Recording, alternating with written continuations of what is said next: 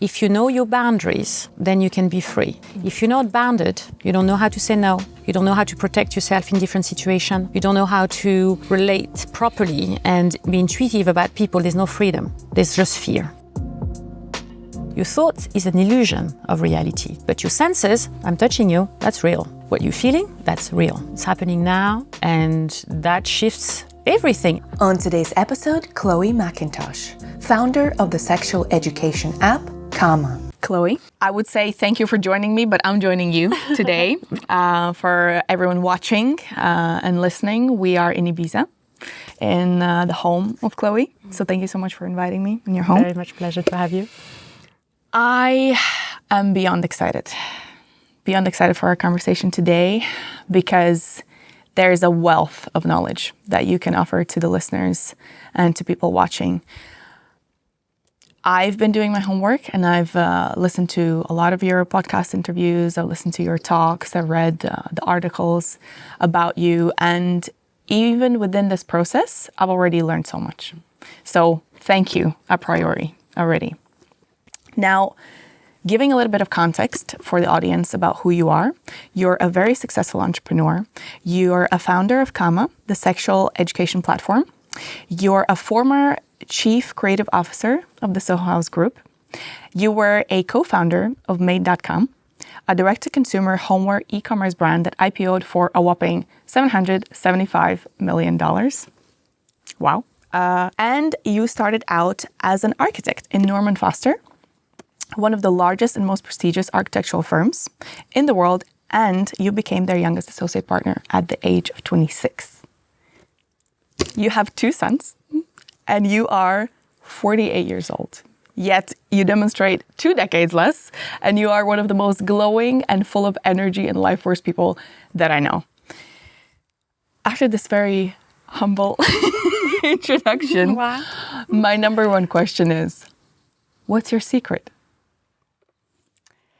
I think I'm still working it out, I find that I learned to embrace life differently. I used to fight a lot and think a lot and try to achieve things and have goals and find balance in my life from the,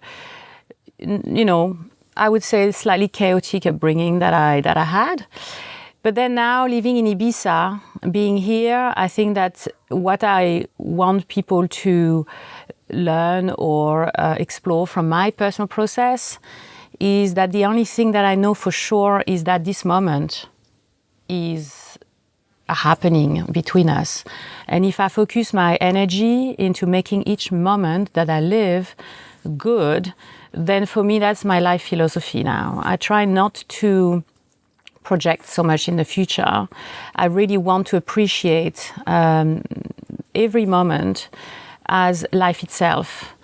And I do this simply by becoming more intentional, and we will talk about this, but I find that when we think of life as a practice, we move from a goal-oriented mindset to a fall in love with the process mindset. And when we do that, it's like everything else changes. There is less attachment, there is less looping, there is less thinking.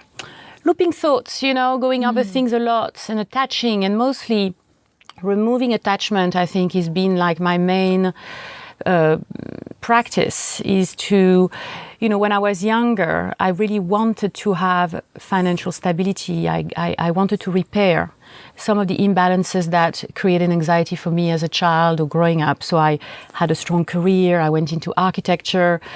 Today's episode is brought to you by Momo Kombucha. If, like me, you like to be healthy and enjoy life at the same time, Momo could be a great addition to your diet. Tangy and sweet, fizzy and refreshing, it's also really good for your gut. Momo is a natural, unfiltered kombucha, which means it's a fermented drink low in sugar and naturally contains probiotics and healthy organic acids. It's also full of antioxidants and acetic acid, which boosts your energy and lowers your blood sugar levels. I like to have mine on empty stomach or in the evening as a mocktail. Let me know which flavor you like best and use a discount code ISTHISIT15 to get a 15% off of your first order. I wanted to be completely independent financially so I wouldn't suffer some of my mom's pain through being a divorcee, alone, raising children with little money and suffering, at the hand of a society that does not really hold space for other values, than those consumer-facing, financial, obsessing targets that we have. And so when I got to a place of stability, I realized I could finally meet myself, So it was first really a way of finding my foundation, my personal structure, my beliefs also, that what is life for me and how I want to live it, away from the constructs and the framing that were intensely,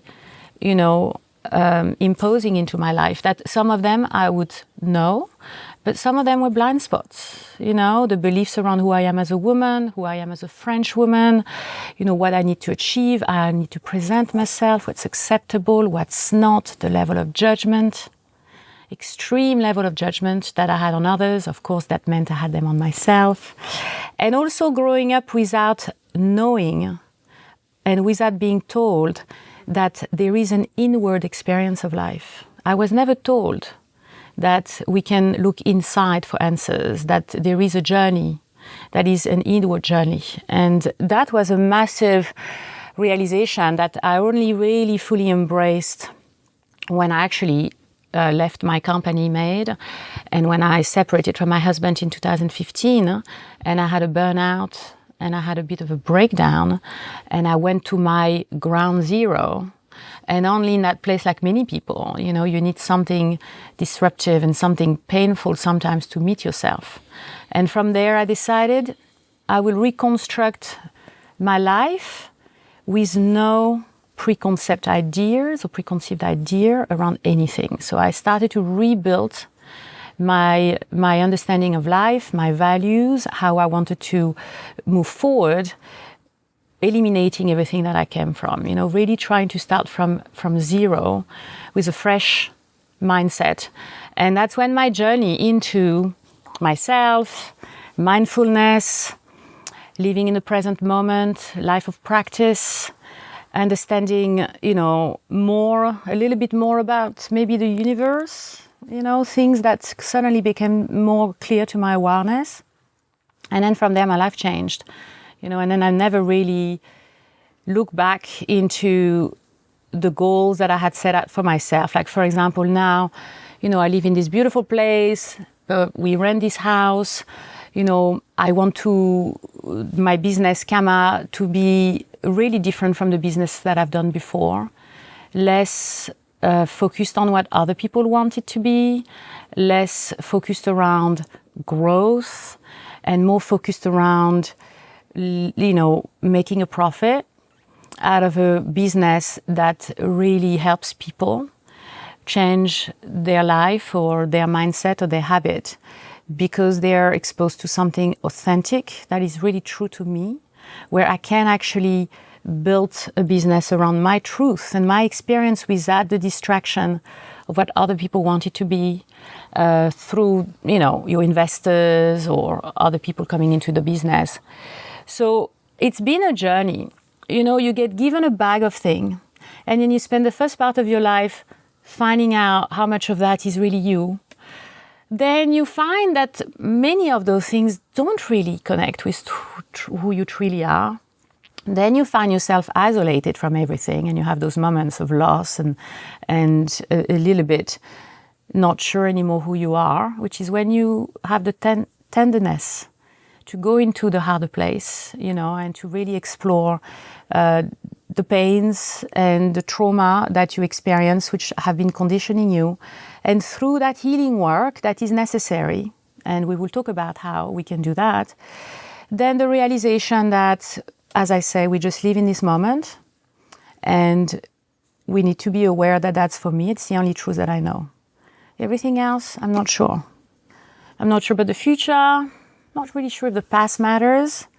I don't know where we're going. I don't know if I can save the planet, but I know that I can be here with you, fully aware, fully present, fully embodied, being aware of my body, of the air, of the surroundings, and commit to that, with all my heart. And that for me is a simple philosophy as I can share with you. Profound. I've had about 10 things that I wanted to delve deeper in just this first question. Thank you so much for sharing yourself. And thank you so much for sharing the authenticity behind your journey and the depth of it. So I usually do this a bit later, but I think it's appropriate to ask, what would you say is your purpose? So I have two purposes. I have an inner purpose, my personal purpose, which I don't share very often because I don't know if it's easy to understand it. But since I was quite small, and because I inherited quite a lot of, I would say, negative patterns or trauma that come from other people inheriting them. I feel sometimes that we are the first generation to have had enough awareness around certain behaviors that we were able to confront and change them. If I think about the way we raise children today compared to the way we were raising children back when I was a kid, it's a very different story. Back then, authority, structure, framing children into particular habits and saying no and, controlling the child was very much the way that we felt we will create functioning adults. I now believe that the kids are teaching us, they're reminding us how to live here, how to be a child, how to be, the feeling from everywhere, to be playful, to engage with the whole body, all these things. So now when I look at children, I want to learn from them. I want to be reminded. So simple things like this, that I think have completely shifted my way of thinking. My purpose, as I said, there's two purposes. The first one is that I really wanted to leave a better DNA. I want to leave a better DNA behind than the one I was given. But you are your DNA. And you are splendid. But it's maybe more on a pathological, psychological level. I really thought I don't want to transmit to my children what was unconsciously given to me. I tried to stop. Every time I noticed something that didn't feel right to me, that didn't feel true to me, actually put a practice in place and try to really shift behaviors. So my purpose here is simply to leave a cleaner DNA, a more progressive DNA that what I was given. Not I was given was not good, but I think it's okay for me to have a path where I'm trying to just improve what I will leave behind, and I do it through myself and I do it through my children. I feel that my main responsibility on this earth as a mother is to try and give my kids the best possible environment so that they can grow as human beings in the most authentic way. And this is not what I was given, as a container when I grew up. And then the other purpose that has become clearer through the work that I've done recently, considering that I never was on a purpose-driven business before, right? I was working on things that I was passionate about that matter, like architecture matter and giving people affordable furniture matter. But this industry that's related to intimacy, pleasure, embodiment, and sexuality is has such a profound meaning for me. It's a way of life, it's a philosophy, it's really what I believe can change people's life positively. So now my purpose is to simply share the practices that are changing my life. I simply want to help people be more practical with how they approach their decisions so that it can serve them better.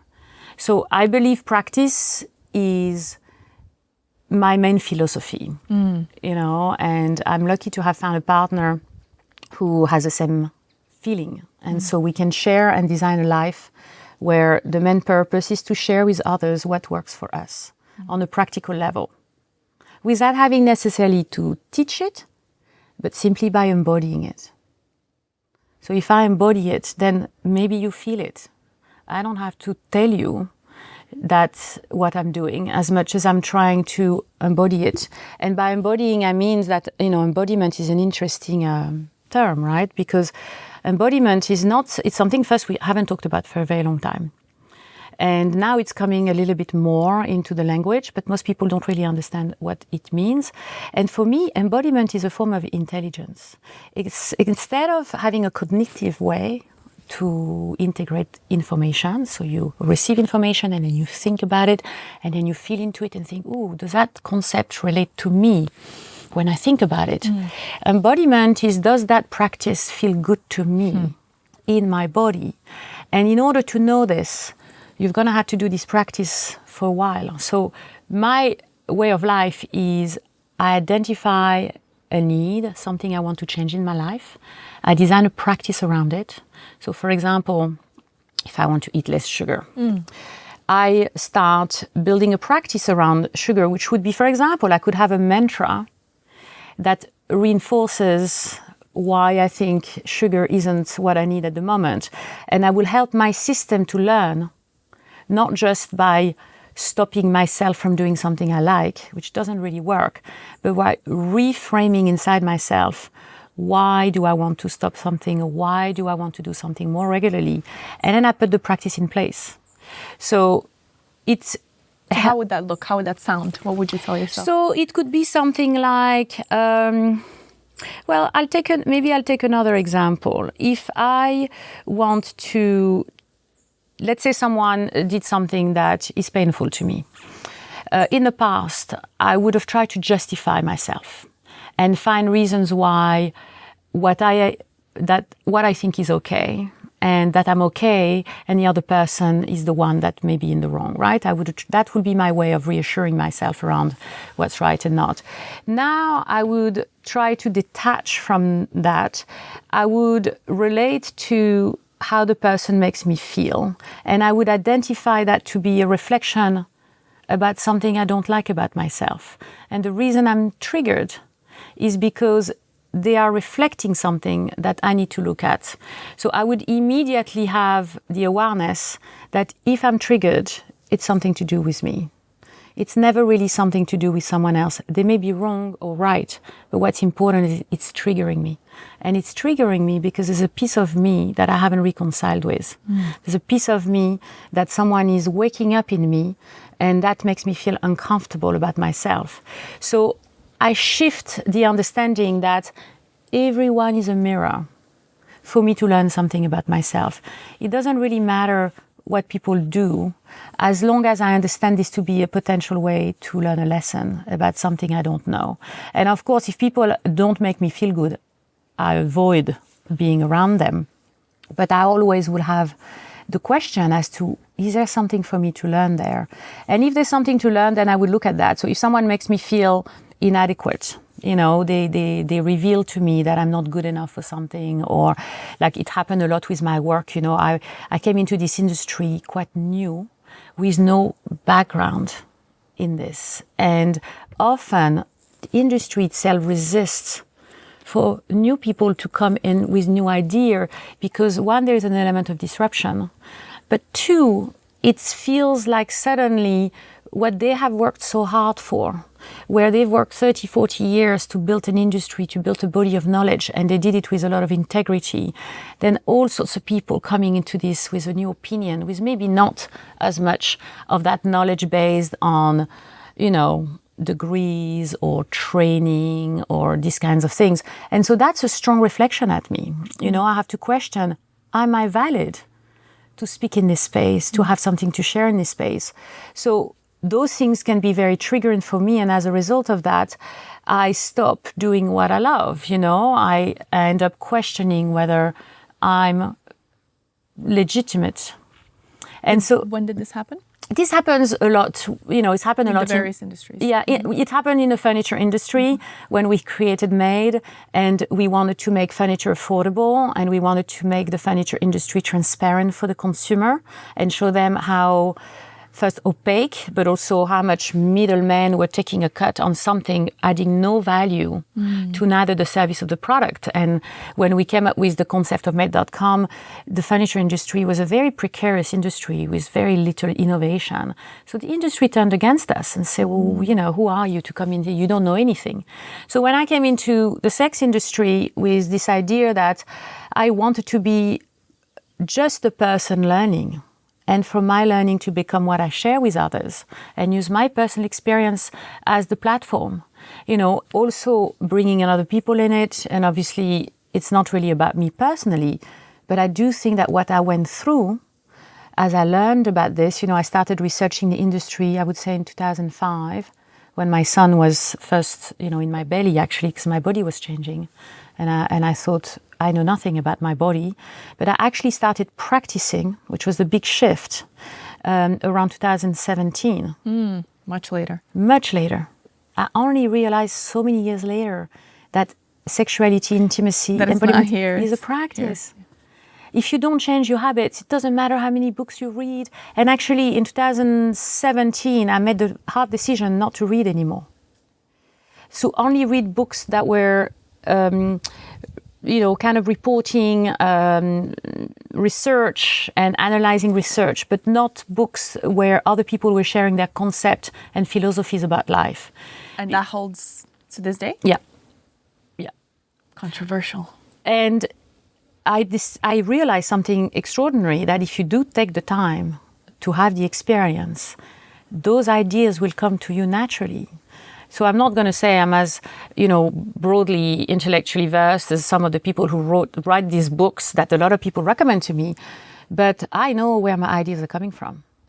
They come from my experience, and no one can tell me otherwise. And that's a power that is so transformative for me and for the people I work with, because everything I tell them, I went through it, you know. I wasn't a very expensive sexual being. You know, sexuality for me was something I never focused on. I was not this multi-orgasmic person. Sex was not, like a lot of people said to me sometimes, natural. You know, I actually had to go into the topic and research it. And it was so painful, because sexuality is probably one of the most interesting but revealing type of modality for self-exploration and self-discovery and healing. You know, what's interesting is that... you talk a lot about pleasure being healing. Yeah. What do you mean by that? So this is what I've discovered. You know, I started my journey in mindfulness first. When I had my burnout, I went to a clinic in Alicante in Spain. And the focus was very much around mindfulness. You know, how I wanted to find something that would help me find balance again, because I was burnout. You know, I didn't have resources anymore. And mindfulness was becoming very much mainstream. I had tried on the apps, couldn't do it. I don't know why. The idea of listening to someone talking to me would not work. So I was frustrated. And so I went to this retreat, and I met this guy who was talking about meditation, but he completely shifted my understanding of meditation, because he explained that the point of meditation is not to meditate, right? The point of meditation is to be able to be in a meditative state, present, at all times. And the meditative state developed the observer mind. So suddenly you realize you don't just have thoughts, you can also observe your thoughts. And when you start having your observer mind in this background of your everyday moment, as you practice more and more, you start noticing patterns, you start noticing things that you're doing. Initially, you notice later, you notice the next day, something comes up, I said something, that wasn't quite right. Then it starts happening on the day, then it starts happening in the next hour, and then you start happening in real time.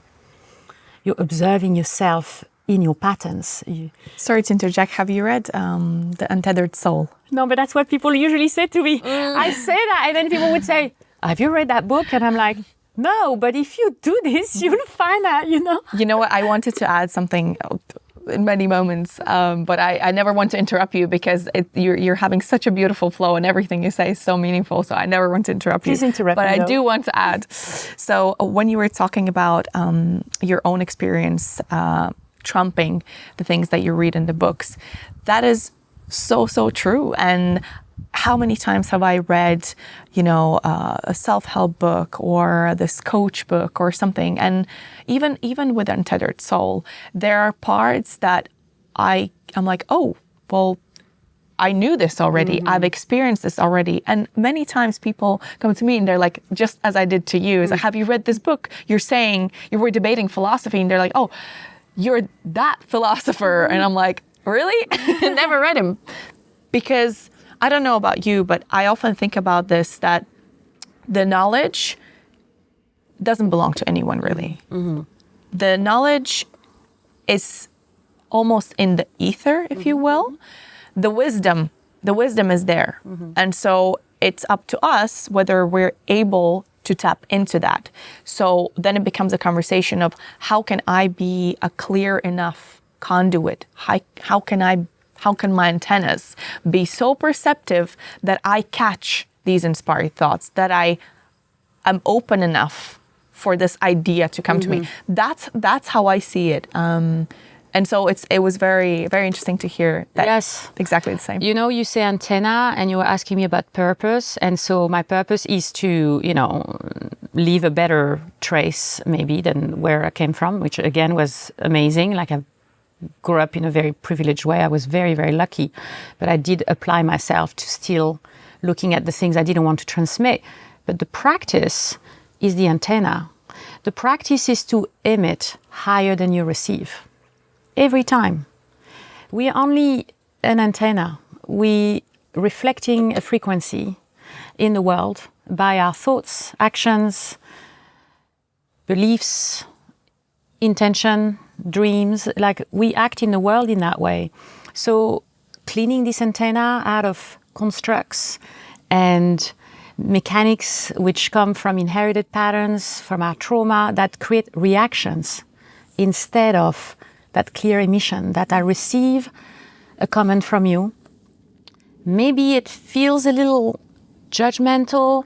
Maybe I feel I'm not seen completely, but I receive this and I decide that it's okay.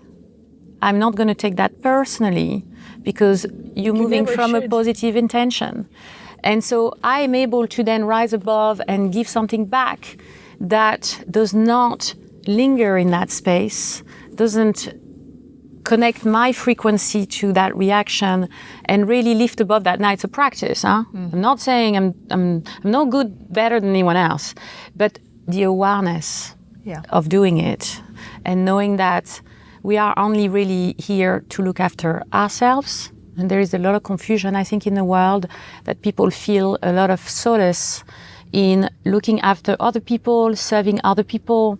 I see it in the sexuality space a lot. In the retreat, people struggle to receive, to just lie there and receive touch and receive pleasure. We're going to talk about pleasure. And that is one of the biggest issues we have. We need to be able to be in ourselves in a receptive way, because if we can't receive, we can't emit. We will always react, because we want to be towards the action when we are in the doing and not in the being. And this is true in sexuality. We need to move from sexual doing to sexual being. One of my teachers told me this, and I felt, what an interesting way to think, that it's in the being, that we fully meet ourselves, and not in the doing. In the doing, we are still in the action, the energy. What is a sexual being? A sexual being is appreciating that if you are present with yourself and you're able to receive, then you have more awareness and intention around what you give back to people. Very true. Where if you're in the doing, you are reacting. Right? So before you have fully the ability to integrate what's happened, you're doing things. The being requires to slow down, to be present, to have enough time to think and feel before the things you do. So before you move into a meeting, before you go into an intimate, situation, the check-in with yourself, the being with yourself. Am I ready to do this? Is there something I need to clear out before I go into an intimate space with someone? What is my intention with this action? What would I like to experience for myself? What would I like to share with another person? So it's this moment just before the action. That's the being. Then it's the doing, you know? Oh my God, so much to add. I mean, just on this last point, as you were speaking, it resonates with me so much because the receiving part, the receiving of pleasure, it's so hard. I'm just remembering, even from my own experiences. So it's hard. It's hard to receive. It's hard to receive because immediately you're like, oh, I need to give back. Oh, I need to be like this or do like this. But no, I can't just, it just doesn't even click. It's hard to even put in words. So there's so much work to be done. And the second point that you just finished, which is about the being present and intentionality, we're just on autopilot, just all the time. And where else, if not in your sexual intimacy moments, should you be 100% present? I mean, that's just the most raw, the most intimate, the most close that you can connect with someone, right? And see yourself and feel yourself in the same moment. And yet it's hard. It's not there. And even this is something that I wanted to talk about, which is how sex is portrayed in society. Why is sex such a taboo in so many places in the world? And why has, I'm sorry, I'm just piling up, but it's just the role and the concept of what sex is so misconstrued. And so why is that? Yeah, so I think also you mentioned something about pleasure, you know, and pleasure is a modality for well-being. And I just want to answer you on that point because it's very important to me. So when I discover mindfulness, a lot of people said to me, in order to meditate, you sit still, you close your eyes, you try not to think, and you breathe. You focus on your breathing as a way not to get attached to your thoughts, right? It's quite difficult to do that. You know, as a Western culture, we took that image from Eastern practice and philosophy of the Buddha sitting. And we took that as we do, and we made that a Western practice. Now, in order for these people to sit for so long, first, they've done years of movement and breath work to condition their body to sit like this. We don't have a lifestyle that is suited for us to apply those kinds of practices in such a literal way. So first, I think there is a massive misunderstanding around the application of meditation in the modern world. Now, when I discovered pleasure, and I discovered with this master I worked with in Spain in that clinic, something called effortless mindfulness, which is the idea that you can be mindful or in a meditative state or in observer mind at any time during the day if you use your senses. Because when you do this, you're present. And it's very nice and it's very easy. So what if meditating was simply being central with yourself? Breathing deeply, feeling your skin, smelling the air, tasting, you know. And if you could do this all over your body, you'd be present for hours because sensations are easy to hold on to, much easier than trying not to think. And there is also a kind of binary switch that if you are in your body, you're just not in your head. So we stuck in our head.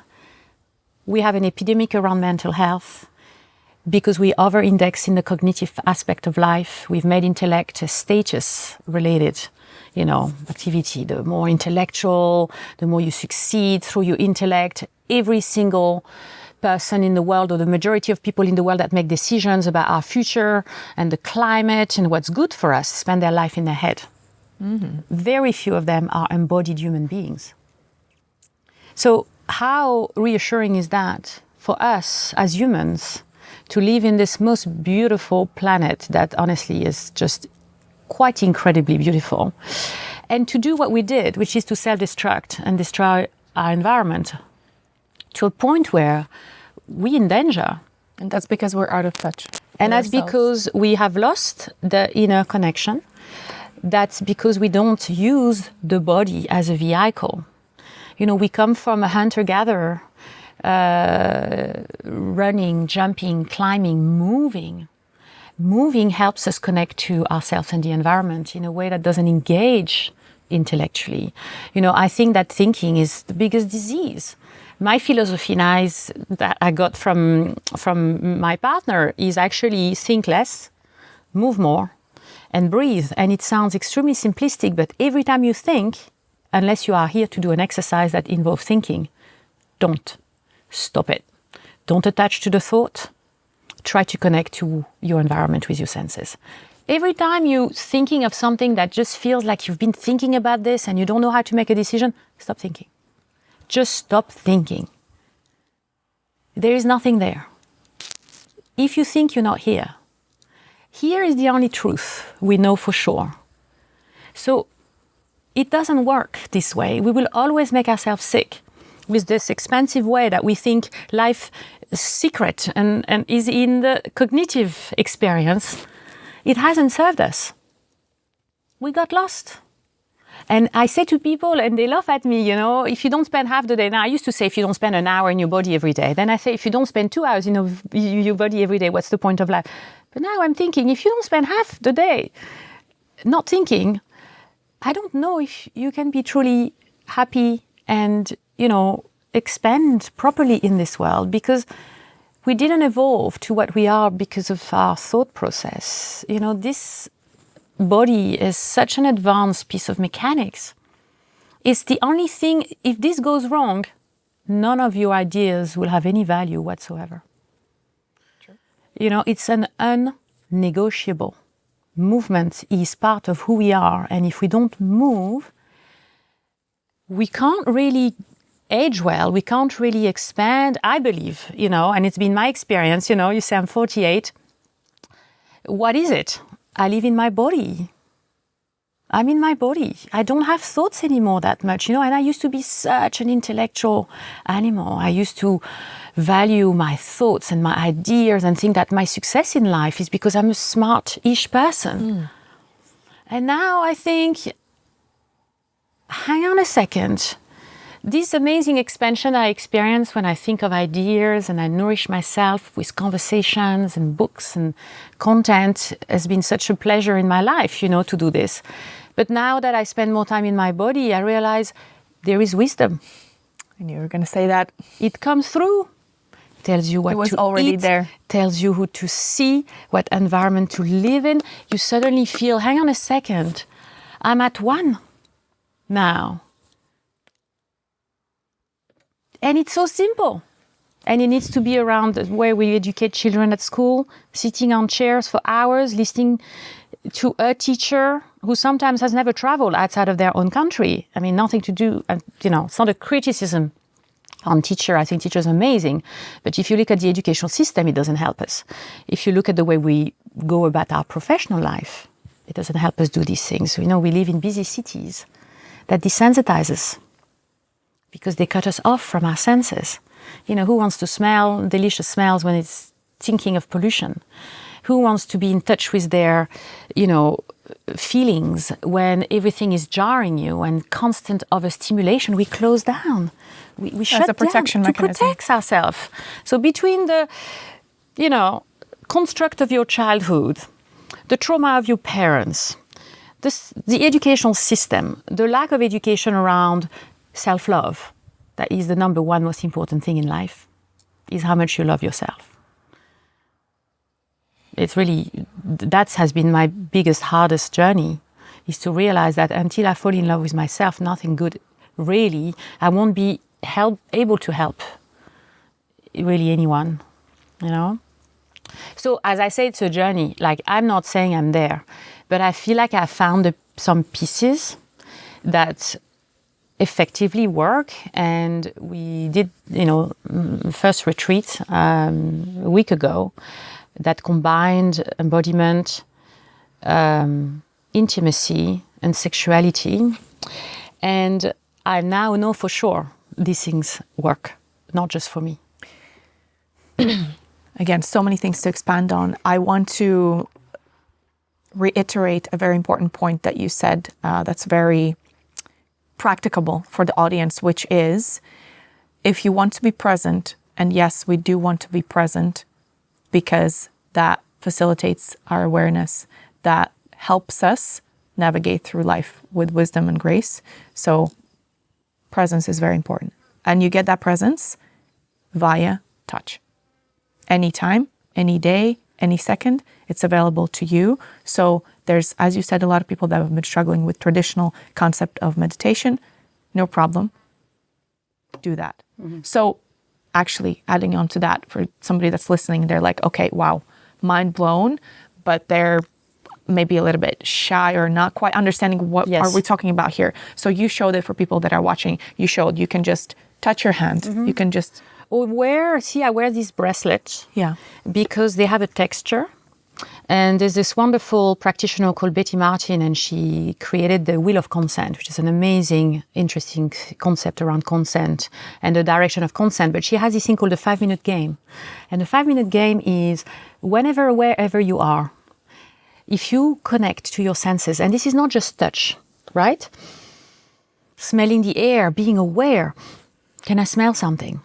Testing your mouth, relaxing your jaw. You know, always like jaw clench like this, you know.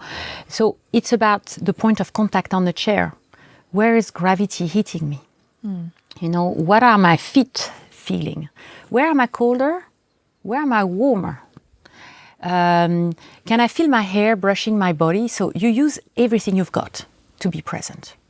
And the more you do it, the more you become attuned with those things. Like I can feel the fly on my little toe now. I would never be able to feel this a year ago. You know, I feel everything that's happening because I've just retrained myself to consider that the way that I am is in contact with one, myself. Where am I? Am I calm? Am I breathing into my belly?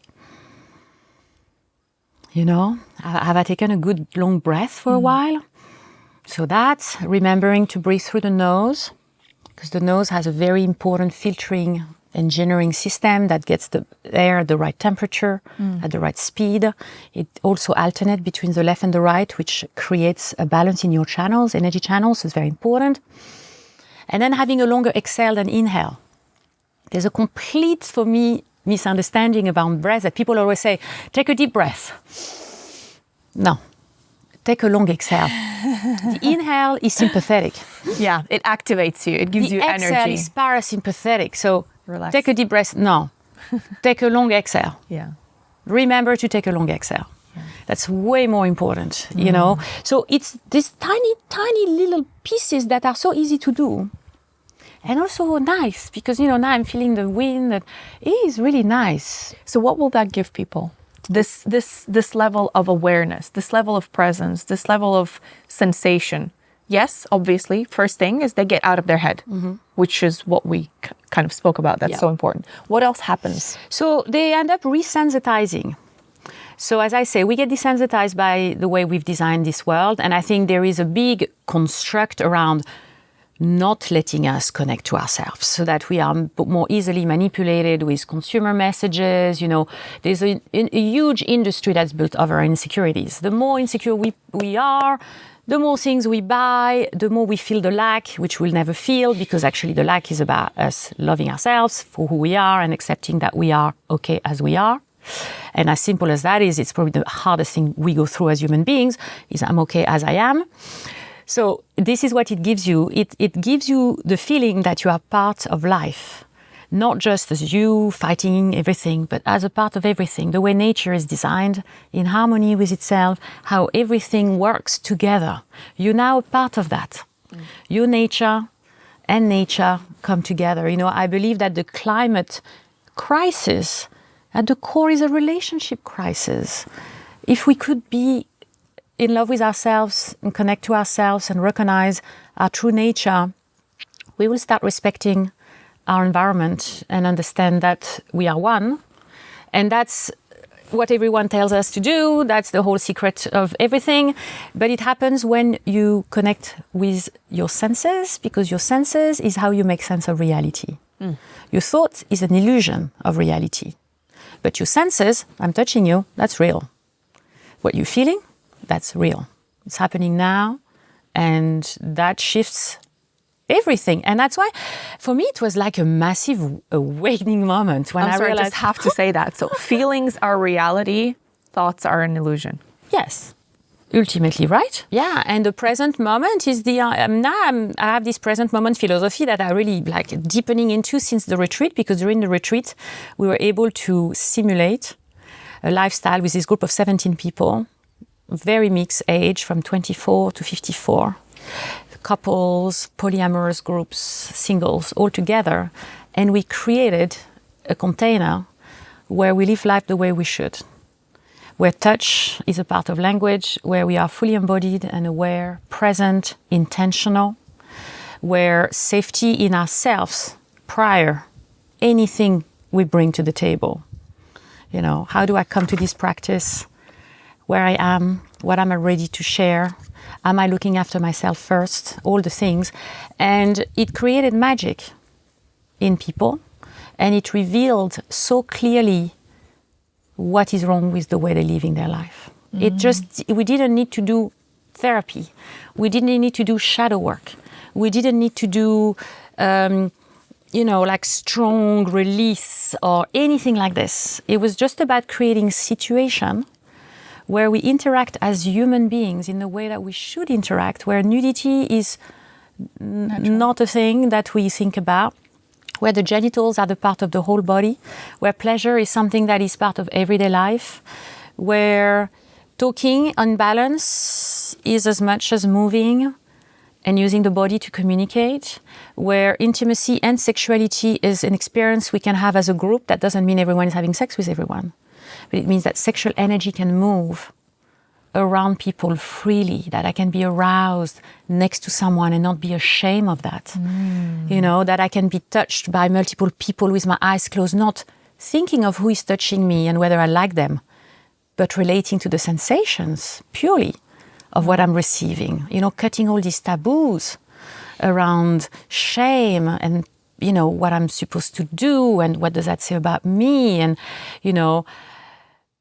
am I an easy person because I have 5 people touching me? That really repairs the deep yearning for connection and truth that is with all of us, because actually we know everything already.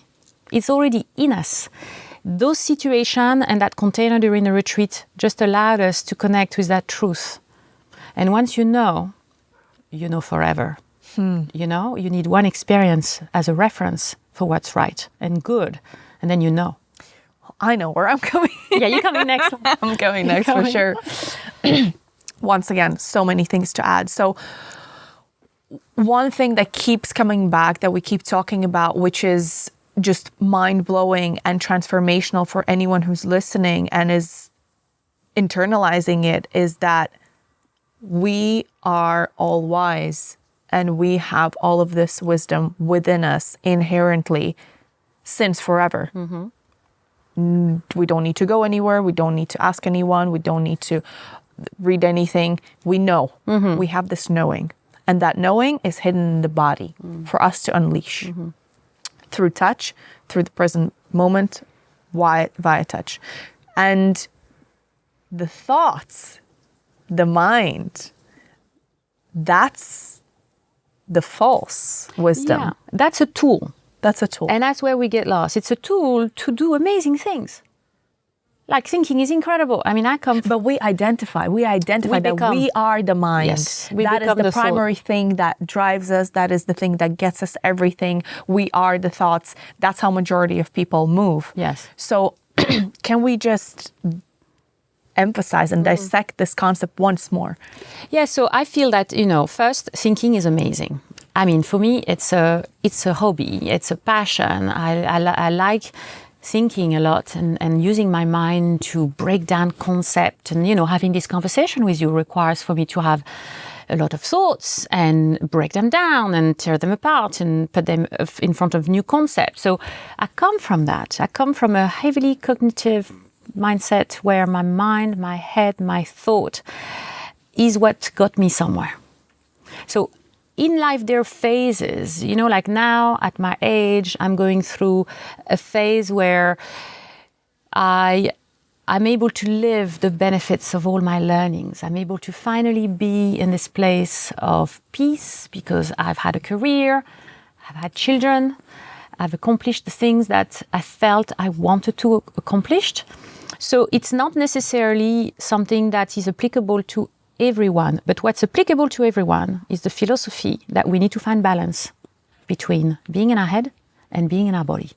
And there needs to be a really good understanding that if we don't have enough activities during the day where we're fully immersed in our body and not lost in our thought, then we are likely to get hijacked by our thought and think that our thought is who we are and what drives us forward, and forget it's like a blind spot. When I tell you that a lot of people who make all the biggest decisions in the world today are in their head and they're not embodied, none of them do any movement. I don't think anyone do breath work. None of them do any of those things, right? How can they understand the world and what's right for humans if that's the kind of activity they have? If they're fully immersed in the thoughts and in their head that only have layers and decades of messaging, signaling, conditioning. And even if their ideas are very innovative, like I think of the concept of consciousness. I think it's an intellectual concept that focuses a lot on your mind evolving in a way that allows you to have clarity of thoughts about the meaning of the universe and why we're here or how things work and things like that. And so people think that if they do a lot of meditation, they'll access this level of consciousness. And I think consciousness can be achieved by being in your body. This awareness and clarity. Very interesting, because for me, from what I've learned and from what, for example, this is spoken of also in Untethered Soul, consciousness is spoken as your true being. So the truth of who you actually are is the consciousness, is the observer, is the seer. Exactly. And so you have a body and you have thoughts, but you are the observer, which is the consciousness through the awareness is that you are. Yeah, and I think that's a fair enough way to explain it. It makes sense to me. But I do think, however, that I do believe, however, that what we think is consciousness that comes from a mentality that's more cerebral. If I look at a lot of ancient wisdom and also how it's been for me, it's the quality of my heart and the ability for me to love unconditionally myself, which I'm still on the journey, but then others, that actually gives me that awareness. How do you accept yourself, to love yourself unconditionally? So first I do practice. I do physical self-love practice. I was with a girl on the retreat. She was saying she's a wonderful girl with Moroccan origin. And she said her mother taught her since she was a child to kiss herself, to give herself kisses. And also we know that if we tell ourselves, I love you, you're fucking amazing, it actually reinforces the pathways. So when you understand, the neurological structure of how we are designed, which means that we are creating pathways at all the time. Living intentionally is making decisions about the pathways you actually want to create for yourself. That's the only nuance. So instead of just doing things in autopilot, and building pathways, which actually you don't choose, which will become your way of life because your pathways define your behavior. You're now thinking, actually, I want to design, I would like to be more present. Okay, well, I'm going to do a practice where I'm going to start making sure that as soon as I'm doing something, I'm in contact with my senses. That will just shift that reality that now you are more in connection with your environment. So it's really about being intentional about the pathways and then understanding how you create a pathway, that a pathway can get created when you combine visualizing something, saying something, feeling something, touching something, So, for example, if you want to, there's a great Taoist practice which basically repairs the connection between sexuality and emotions, which is called the heart genital meditation, where you put a hand on your heart. You don't think about your heart, just you put a hand on your heart and a hand on your lower belly or genitals. And then you visualize positive emotion going into your heart, like gratitude and compassion. You breathe in. And then you breathe out by sending those things into your genitals. And you imagine an ellipse of light that does that. And then you smile. And when you do all these things, you create a strong pathway, because now you're telling your entire system, left brain, right brain, physical body, breath, everything is creating this chain of events inside yourself. You can create a pathway in your body. If you create a pathway in your body by creating touch links, it will also create a pathway in your brain.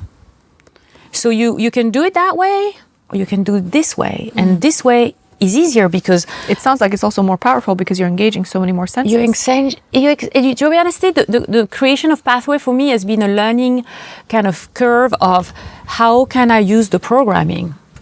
How can I understand the system and then act intentionally so that I program myself to the changes that I want to see in my life? So if I want to think less, I'm literally going to apply a practice where every time I think, I do something physical. Or every time I judge someone, I try to be at service to someone else. So let's say I go into a party and I see this person and they're triggering me, they're reminding me of all the things I don't like. I'm going to try and do something for you. I'm going to come to you and say, do you need something? I override it. Gotcha. And so it's always awareness, because if you're not aware, you can't pick it up. Can't do anything. Right? So building this observer mind by being present through meditation, through all of this nice practice, realizing, okay, now I can observe myself. And then from there, starting to build practices that reinforces the pathways that you want to create in your life. And people do it by manifestation. They do it through creating their realities. But if you turn your life into practice and make everything a little bit more engaged with more parts of yourself, then it's just happening faster. You can create changes. And I think one of the things that we suffer the most is that we're disempowered. You're saying that everything is inside of us, but we've been told for so long that everything is outside of us. That we need doctors to tell us what to do, that we need psychiatrists to help us sort out what the fuck we have in our head, that other people tell us how to dress and what to look like and what we need. And as a result, we are disempowered simply. That's very true. And so disempowerment is someone telling you they know better about your own desire. That's disempowerment. That's gaslighting. I know what's right for you. You need this product, right? So the power is just in the reclaiming, and that happens when you're present with yourself and you take action and you put a practice in place that can repair those relationships. So it could be, for example, that you spend 2 months not shaving your legs. And that doesn't mean you need to not shave your legs, but it helps you override, the reality that you need this to be a certain person. Yeah, during COVID, I spent weeks, not washing, not looking after myself, like becoming like wild again, rewilding myself. I did days when I walked on all four all day inside my house, and it's a process called rewilding, which just helps you again tap back into that wisdom that's there around, okay, why do I need to move? How does that feel when I'm lower in the ground? How grounded I feel? Not only that, it completely rewires your brain. I can only imagine how much more creative it makes you, how much more, of course, intentional it makes you after you choose to do the things that you did before, and you know why you're choosing them. Now I see exactly in practice, because I had a question when you were speaking to me in the beginning, and you were telling me about that time period when you decided that you're going to drop everything that you knew and you thought you knew about yourself, and you're going to start from fresh. So what my question was back then was, that's a very scary place to be. There is a saying that freedom is like falling. You're just in there. Yes. That's what real freedom is. And that's extremely scary if you think about it. You're just falling because you can do whatever. You can do whatever in any direction. Any second, everything can change. So in that moment when you had this carte blanche, right? How did you know what to put in there? Yeah, so the freedom, I think that you're right. The freedom is the unknown, right? You need to have a taste for the unknown to have a sense of freedom. But something very important is that if you know your boundaries, then you can be free. If you're not bounded, you don't know how to say no. You don't know how to protect yourself in different situations. You don't know how to relate properly and be intuitive about people. There's no freedom. There's just fear. And that can lead people to making mistakes. Intuitive, or what you say? Being intuitive about people. You know, it's like I've got myself. In order to experience true freedom, there needs to be first the work of knowing yourself in some ways, because it's like a container in a relationship or a container in a sexual experience. In order for us to explore our deepest freedom, I need to know that those things are outside of your desire. You're bounded around certain things. Once I know the limit of the container. Question. Yeah.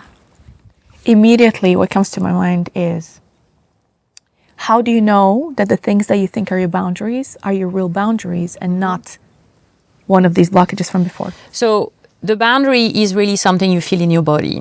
There is a practice called asking for permission, which is the first layer of consent. So consent isn't just something that you exchange with another person.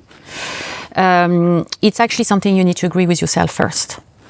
And one of the early practices that I did when I started to train around the topic of sexuality and working with different teachers, and one in particular, was that before any touch, especially intimate or sexual, I need to ask myself permission. I need to ask my body permission to make sure that I'm ready to go into that space with myself.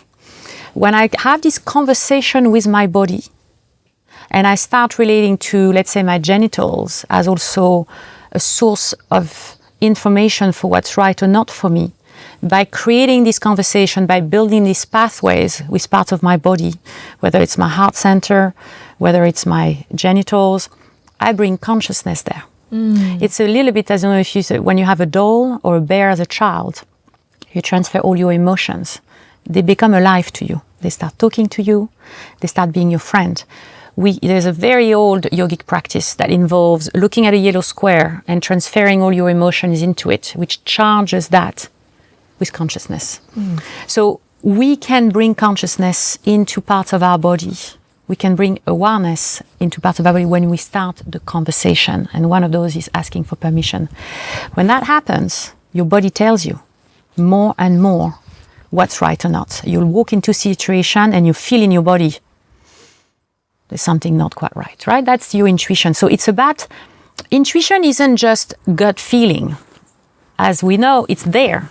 But if you don't create awareness, and if you don't start a conversation, and if you don't bring intelligence or consciousness into it, then sadly that part of that body will be either numb or simply not speak to you.